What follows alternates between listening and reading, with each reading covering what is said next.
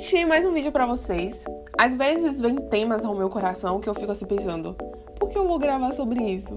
E esses temas assim mais loucos, mais aleatórios, são os que mais vocês se identificam. Às vezes são vídeos que tem mais visualizações, que Deus vai falando ao coração das pessoas, que eu fico assim, muito louco isso, né? E há muito tempo o Espírito Santo de Deus tem me incomodado pra eu contar uma história da minha vida. Eu não sei qual sentido, mas vamos deixar aqui o Espírito nos conduzir e eu espero que esse vídeo fale ao seu coração de alguma forma.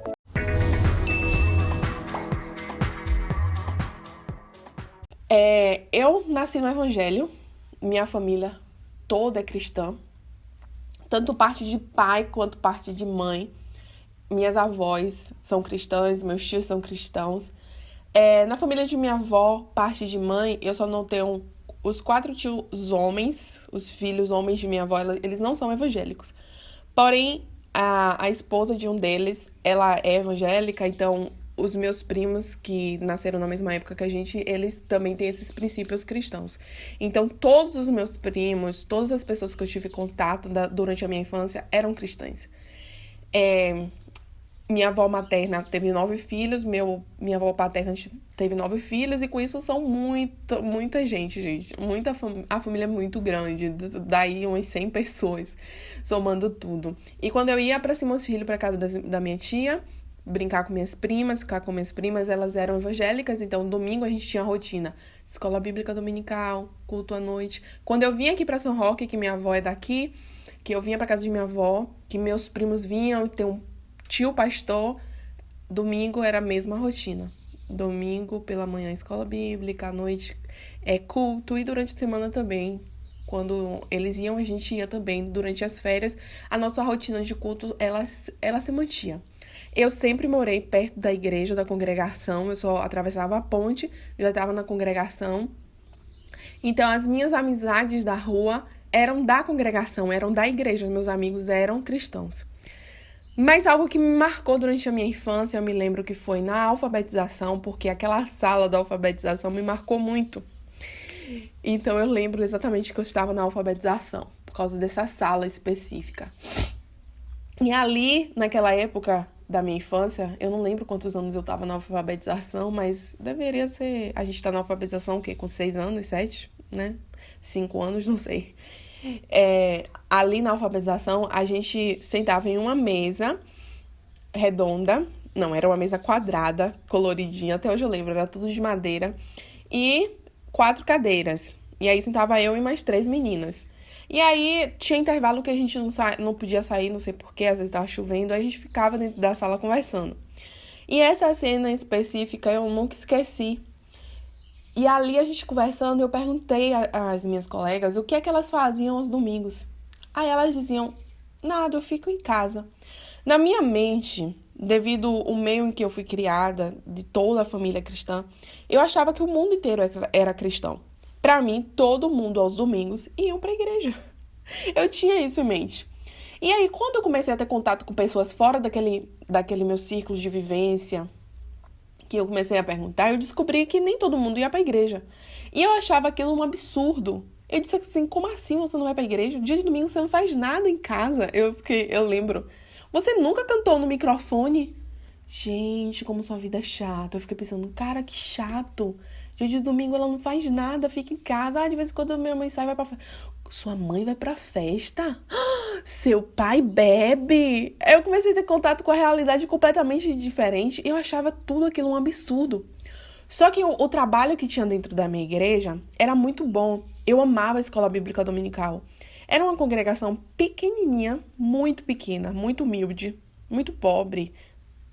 Quem conhece a congregação lá do Apagar Fogo, em Nazaré das Farinhas, sabe, antes da reforma, como ela era. E tinha uma salinha das crianças que era minúscula, então a gente ficava todo mundo amontoado, uma cadeira, e aí tinha lápis de cor, a gente brincava. Minha mãe era a professora das crianças, e aí fazia brincadeira, levava atividade, merenda, coisas que criança gosta. E aí tinha muito desenvolvimento, o grupo de criança era muito grande.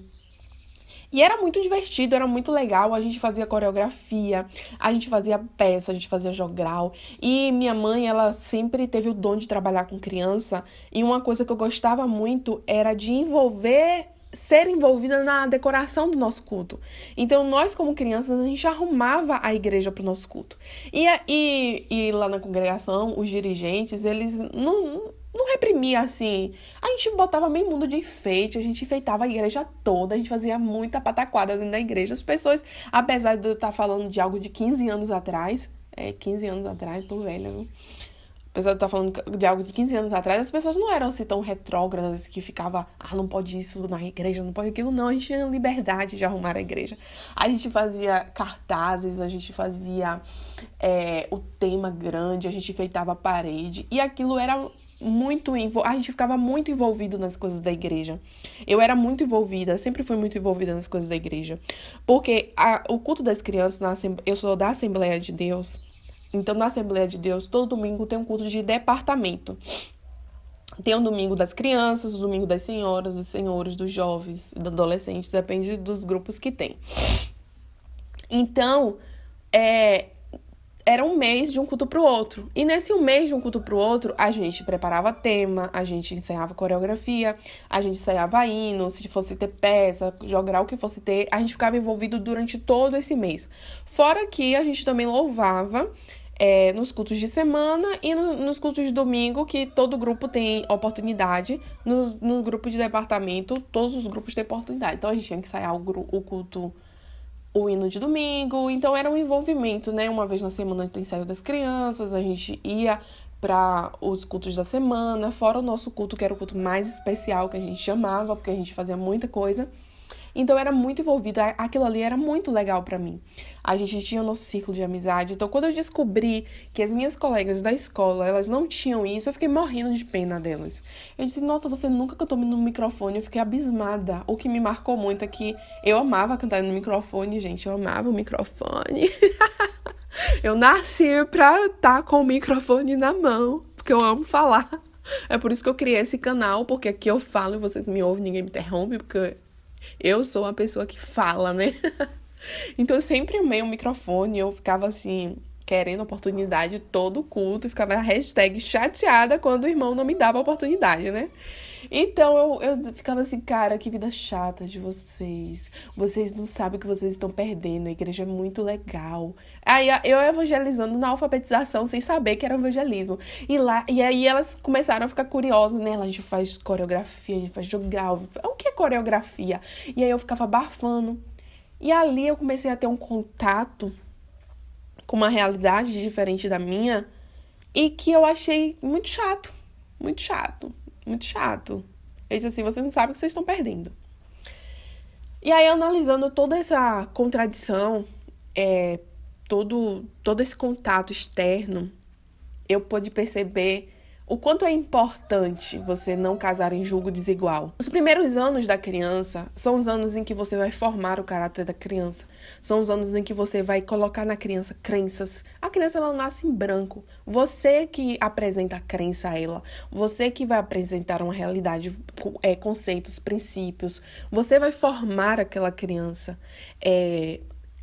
na fé que você quer que ela tenha. E aí, quando você jogar ela pro mundo, para viver em sociedade, a partir dos 3 anos, que ela vai pra escola, que ela vai ter contato com uma sociedade, ela já vai ter os princípios dela formados. E ela vai acreditar naquela verdade. Porque a Bíblia diz, ensina o menino no caminho que deve andar, quando crescer não desviará dele. E não é muito mais fácil você crescer, criar sua criança num ambiente em que todos professam a mesma fé? Não é mais fácil? Mas ainda que você não esteja inserido nessa realidade, você deve muito se ater às influências que a sua criança está recebendo dentro da própria família que você está. É muito importante você firmar a tua criança dentro de casa para depois lançá-la ao mundo, porque às vezes a gente fica muito preocupada, eu não quero ter filho, porque é muita influência, muita coisa. Sempre foi, gente, sempre foi. Agora, muito mais devido à tecnologia, acesso à internet, celular, mas toda a limitação de acesso à internet, de celular, quem dá é você como pai. Você é esse mediador até aqui. Até aí você vai. Então, esses primeiros anos da infância são os anos mais importantes para firmar a criança no caminho em que ela deve andar. Então, você estar envolvido nas coisas da igreja, se esse é o caminho que você quer colocar a sua criança, que é o melhor caminho, porque Jesus é o caminho, o único caminho, é a vida. Você precisa estar envolvido na igreja. Você precisa estar envolvido com as coisas do Senhor. Você precisa ser essa referência para sua criança. Porque culto você tem 2 horas de relógio, 2, 3 vezes na semana. Mas quem é você dentro da tua casa? Como é que você se comporta? Qual a mensagem que você passa? Eu não via os meus pais falando mal do pastor. Eu não via os meus pais falando mal da igreja. Voltava do culto, esculhambava a liturgia do culto. Eu não via, eu não tinha essa referência dentro de casa. Essa é a minha história. Eu nunca desviei dos caminhos do Senhor. Eu escolhi sempre servir Jesus, porque esse, para mim, era o melhor caminho. Eu sempre fui apaixonada por Jesus. E que essa seja a história da sua criança também. Que você possa fazer boas escolhas durante a sua trajetória. E você possa gastar o seu tempo ensinando o menino no caminho que deve andar. Porque a palavra diz que quando ele crescer, não se desviará dele. E a maior forma de educar é o exemplo. Seja você uma bênção dentro do seu lar. É isso, gente. Espero que Deus tenha falado no seu coração. Até o próximo vídeo. Tchau.